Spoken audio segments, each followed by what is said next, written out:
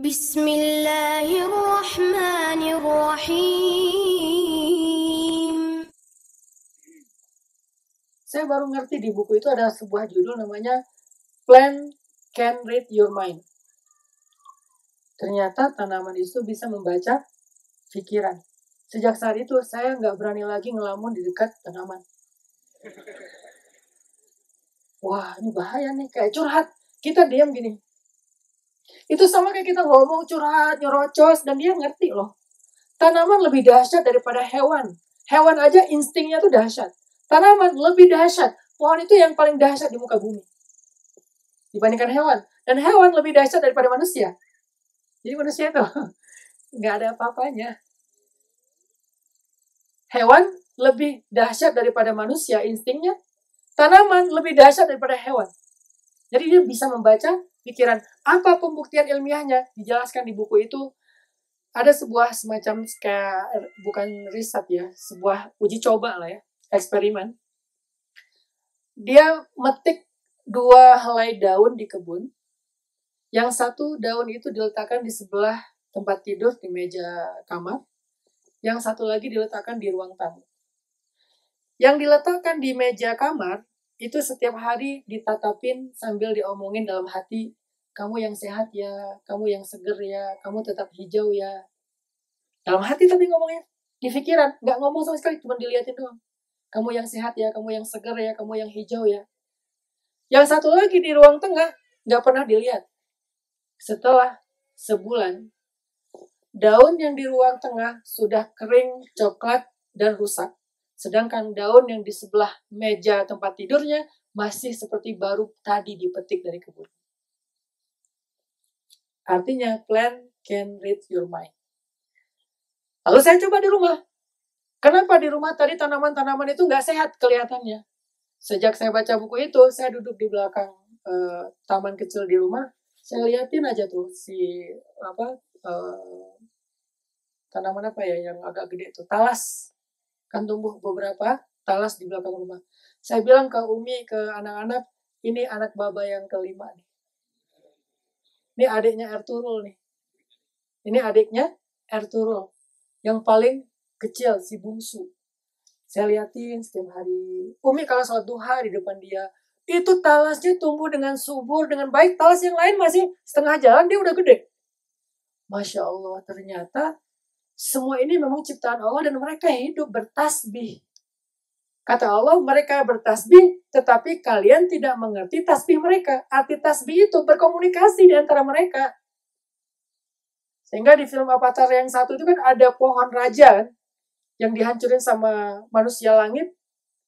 Sehingga ketika pohon itu hancur, jaringan semua rusak, satu hutan ekosistem rusak.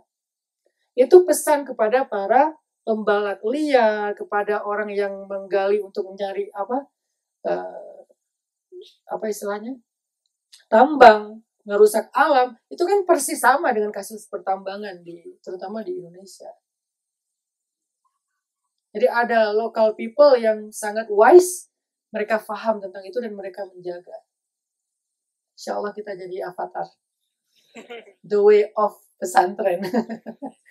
Disitulah saya tafakur, baca buku, dengerin cerita dari Hoja tentang horses, dan banyak lagi hal-hal yang lain. Di situ tafakur. Dengan tafakur, saya mengenal Allah lebih dekat. Oh, Allah itu luar biasa. Itulah cara kita berbaik sangka kepada Allah. Jadi kita nggak salah paham. Ngapain sih Allah ciptain kuda? Kamu bodoh, nggak tahu.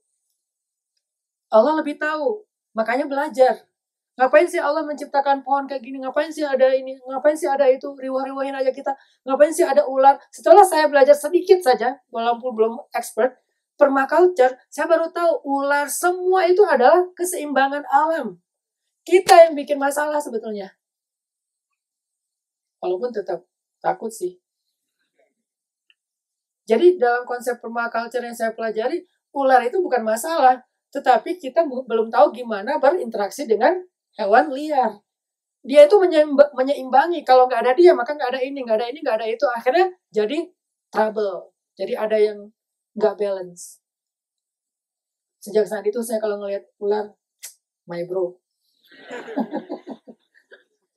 Tapi jauh-jauh ya. Karena udah ngerti. Itu namanya tafakur. Jadi nggak salah paham.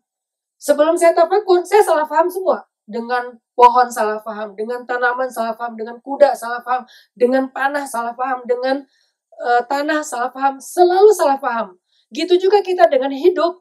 Kalau kita nggak kenal Allah, kita salah paham tentang hujan, salah paham tentang panas, salah paham tentang musim dingin, tentang salju.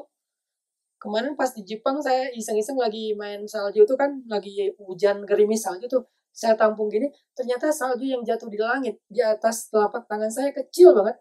Tapi yang sangat kecil itu seukuran semut, punya bentuk yang persis seperti gambar salju loh. Bentuknya persis seperti gambar salju yang kita tahu di gambar-gambar tuh, yang apa persegi berapa sih? 5 apa 6 gitu. Itu ukurannya seperti semut, tapi dia sangat berbentuk. Allahu Akbar. Allah Maha Kuasa. Allah bisa aja ngasih salju yang polos-polos buat kita. Yang penting kan salju.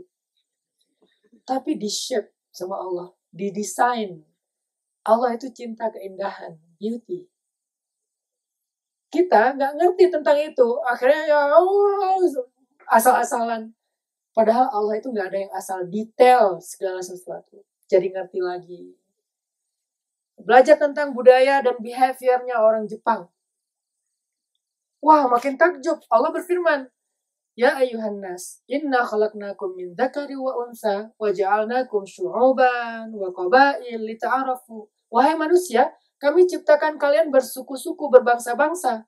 Ada orang Indonesia, ada Turkiye, ada Japanese, ada banyak suku dan bangsa. Semua mereka punya yang namanya urf. Urf itu bahasa kita, budaya, culture. Dan Allah menggunakan kata-kata urf ini untuk menghubungkan mereka dengan kalimat lita'arafu, supaya kalian saling mengerti tentang culture yang berbeda. Jadi kata mengenal di situ tuh bukan mengenal dalam arti lo namanya siapa, tinggalnya di mana. Bukan itu kata mengenal. Terjemahan susah sekali untuk menjelaskan maksudnya. Kata mengenal di dalam ayat itu lita'arafu. Ta'arafu dari kata urfun. Urf itu artinya culture. Jadi ta'arafu, to know a culture, another culture, and to have a good thing from that culture. Jadi kayak apa culture-nya Jepang? Apa habit dan behavior-nya orang Jepang? Oh, mereka itu mindfulness of others. Orang Jepang itu mindfulness of others, mikirin orang banget. Jangan ganggu orang lain. Oh, orang Turki itu orangnya kuat, disiplin. Bahkan ada hadis, there is hadis about Turki. Utrukut Turka ma tarakukum. Jangan pernah mengganggu orang Turki. Karena kalau kalian mengganggu orang Turki, kalian habis. Jadi artinya ada kelebihan, hal yang positif. Bicara tentang Syam, Allah nanti Rasul juga bicara tentang positif tentang Syam. Bicara tentang Mesir, Egyptian, Rasul bicara tentang yang positif. Yaman yang positif, Cina yang positif, Eropa yang positif. Semua yang Rasul bicara tentang bangsa-bangsa positif. Gak pernah Nabi bicara jangan dengan orang ini. Kita sebagai umat Nabi, kenapa sekarang kalau ngomongin bangsa lain cenderung negatif? Karena kita nggak kenal, nggak tahu kebesaran Allah.